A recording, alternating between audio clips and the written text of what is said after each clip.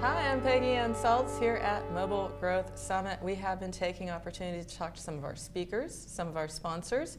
And in this case, we have Robert Garfinkle. He's Senior UA Manager at Nexon M. And Robert, first of all, great to have you. Thank you for having me. Nexon M, I mean, I know what it is because I'm following the industry, but some people might not. So tell us a little bit, first of all, about the company. So Nexon was founded in 1994 in Korea. Nexon M is the publishing arm in the west coast of the United States.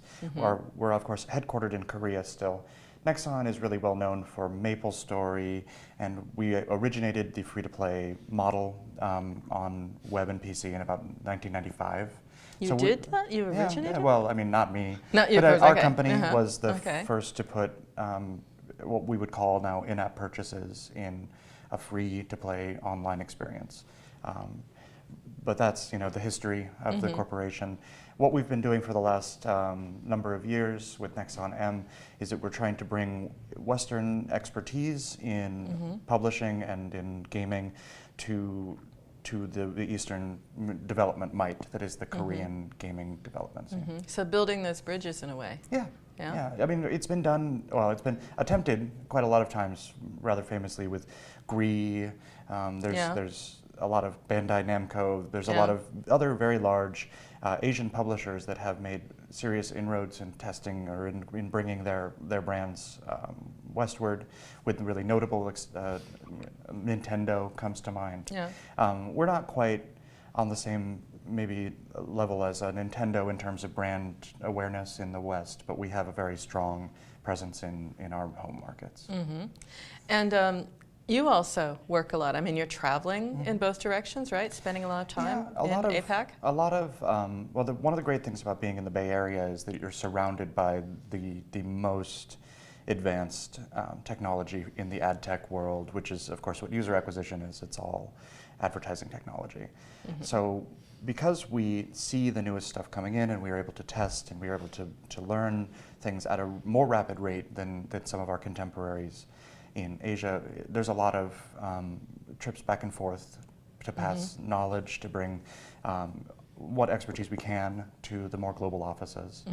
So what is that expertise? I mean, what is it? Because I would imagine that, well, yeah, okay, there's a lot to learn from us, there's a lot to learn from Korean and across APAC, but what is that exchange really focused on? What is it that we have to offer that's so amazing that is what needs to be integrated into, so to speak, the formula for success? Well, the formula for success is maybe a broader topic and a larger well, so thing. You also did a workshop on it in a way, so we'll get there, yeah. Yes, so I think what we share and what we communicate across the ocean, as it were, with is in building more advanced modeling, bringing creative knowledge and expertise in terms of the kinds of ads you build, not the actual outputs themselves, because of course there's different aesthetics between the West and the East. The localization. But in terms of the way that you approach these things, where there's a heavy focus on cinematic assets, cinematic ads in Asia, whereas we're much more gameplay focused, and so we're bringing more of the gameplay elements into the videos while maintaining like a lot of strong converting assets. And what that means ultimately is we're able to leverage more advanced media buying methodologies, more advanced ways of bringing this technology in-house in markets where historically they've been much more agency driven, much more hands-off. And it's just kind of you sign the check at the end of the month to the agency who is running the campaigns. We're trying to bring the expertise in-house for running Facebook, running Google, running all the ad networks. And also the platforms are a lot easier to understand. I'm hearing that a lot in the industry, moving things in-house, it just makes sense. Not just even from like cost effectiveness, but you just want to have control over the data. You want to be able to move quickly. That's what you have to do. You have to change these creatives up very quickly. You gave a workshop as well here at Mobile Growth Summit. What was that about? So the workshop's topic was understanding good CPI. Now CPI, of course, cost per install, is a major KPI that is paid attention to by everyone. And I walked into the room and explained that CPIs are kind of artificial. The cost per install involves your creative conversion, which we call installs per mil, just to keep everything consistent, so IPM, and it's cost per mil for 1,000 impressions, which is what the network gets paid out on. So the media has a fixed-ish cost. It fluctuates a little bit, but it's mostly kind of the same. And the creative conversion varies quite a lot. So we focused a lot on how creative conversion impacts the CPIs that you're seeing. And we built a little chart of basically how core or how casual a title is along an axis of IPMs in order to show or illustrate basically potential CPI. So even in a circumstance where you're buying flat CPM, which isn't advisable, but if you were to just spend $20 for every 1,000 impressions, hypothetically, there's a very different real cost per install that occurs when you're getting one person out of those 1,000 to install the game versus if you're getting 20 people of those 1,000 to install the game. That actually results in a very large swing. We're talking about a CPI of $20 at the one end versus a CPI of $1 at the other end. And that is what I think the fundamental shift in our thinking when it comes to how CPIs are discussed is what I wanted to promote with this workshop. And also the CPI as a metric is also very different. You know, we talk about CPI. I remember back in the day when it was just all about, I just want to, buy something cheap in Philippines and get my data and do my thing for my soft launch and then move it on. I mean, it was all about almost this thing about just pay attention to the cost, but you're also saying you have to consider the conversion in the cost. More than even that.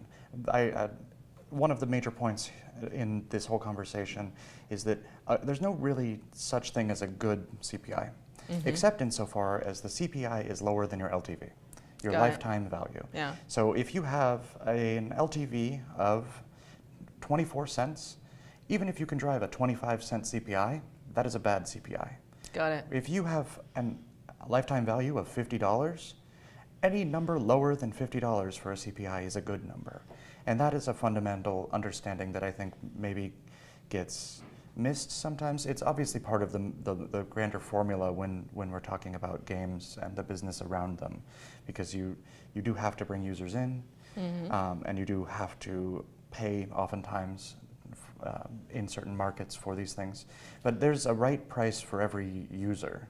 It may take some time, it may take a lot of data to really come to that, but we do media buys in every region around the world except for the core APAC markets, which of course are managed by our Korean and Japanese and Chinese counterparts. And we do not buy in Iran because we're not allowed to. Okay. I mean, you did a workshop that's all about sort of like knowledge sharing. Was there something, maybe someone asked a question, or maybe there was some exchange where it was like, you know what, this is very interesting, even for you as giving the workshop? Sure. So the second half of it was very focused on these case studies, these kind of prompts focused on getting people to think about how you manage up expectations, because oftentimes the pressure to reduce CPIs or to focus on CPI is coming from someone who wants to see it balance the budget. They want to have an easy number in a checkbox, right? Yeah. And that makes perfect sense from a certain perspective if you're looking at the finance or if you're looking at this or the other thing. But there's a much more dynamic approach. So there were 3 case studies, which were I prompted, and then we had a break for 2 minutes, and people kind of talked among themselves, and then we all kind of discussed it. It's like on-the-job training. You had to figure out what you were going to do in that situation. Yeah. Cool. And a lot of people shared some decent experiences that they had, some frustrations that they had in negotiating upwards with executives on this or that level of understanding. The room's general grasp of the material was very high. Good. A few people focused very heavily on kind of like the way that you test things, or they focus more heavily on creative conversion. But I was very satisfied with the amount of audience engagement that I got. Anything you learned at Mobile Growth Summit for yourself? I mean, you are advanced, obviously, Robert, but it may be that something sticks, something you're going to take back to the office, perhaps. I mean, I've met with quite a few partners that I think are rather promising. I'm interested in seeing the growth of these kind of bespoke or interesting platforms like Mistplay. I'm very interested to see how Reddit rolls out their install product, which they recently released.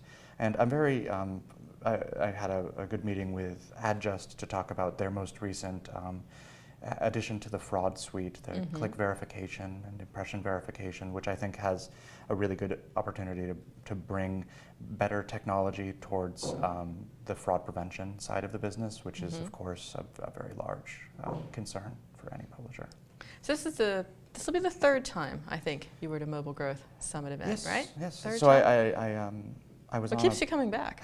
Not just because we ask you to speak, obviously, that but helps. But I keep coming back because I find the content rather compelling, and I feel like I, as a participant in this economy, owe a certain amount of my expertise to improving the discourse.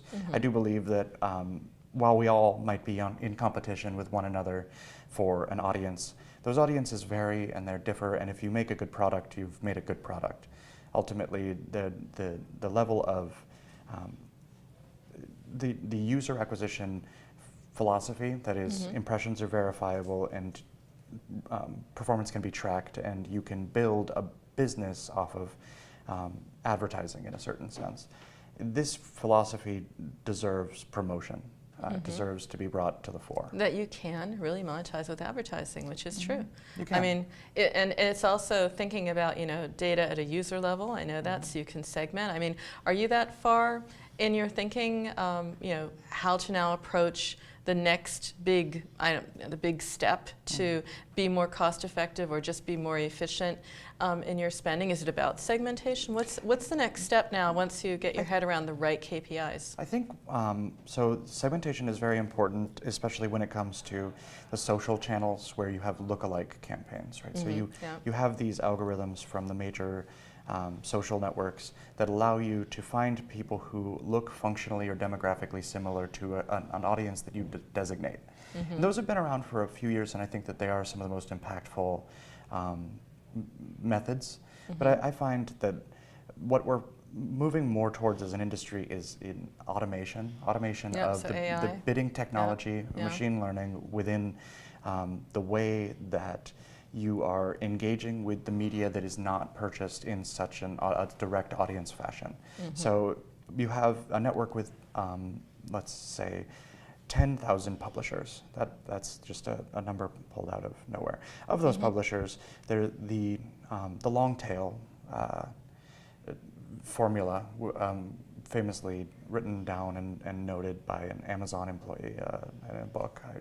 Chris Anderson, yes. Yes, the book, the Bible, yes. Yes, that states that within that 10,000 publishers who are serving ads, only about 10% or less will have 95% or more of the overall volume. Right. So you need to find a solution for, well, actually it's more like 60% of the overall volume, but it is the only ones that can be really measured in a lot of ways, because it's the only groups that are giving you enough installs for you to accurately gauge the performance. Sorry. No. Sorry.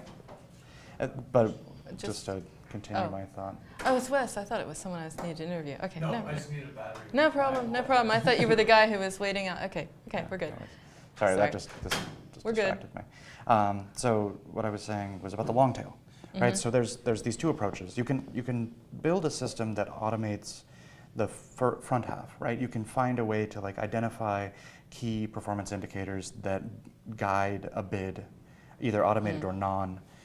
For those, right? You can adjust those on a day-to-day basis and find your perfect value for each of those. And if that competes on the waterfall and the CPM is high enough, then you will continue to receive impressions from those.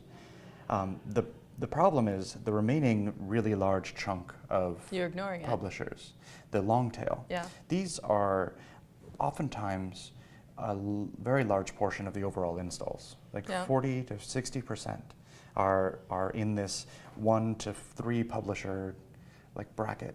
And finding methodologies to address that segmentation. Because otherwise you're not getting the most out of it. You can't just broad stroke approach. You I get want it. to be absorbing a certain portion of them. You want to be bringing those into the campaigns because that's your growth potential. Also, there will be ones that become higher percentile, like over time or through featuring or through So that would be what you user have to do acquisition. through AI. That would be a way to get more, literally more bang for the buck out there. And so there's a number of different algorithms that are becoming more well used, more mature, including Appreciate with the DSP, which is a self-service algorithm that allows you to determine how much of the long tail you kind of want to let in on a regular basis. Okay.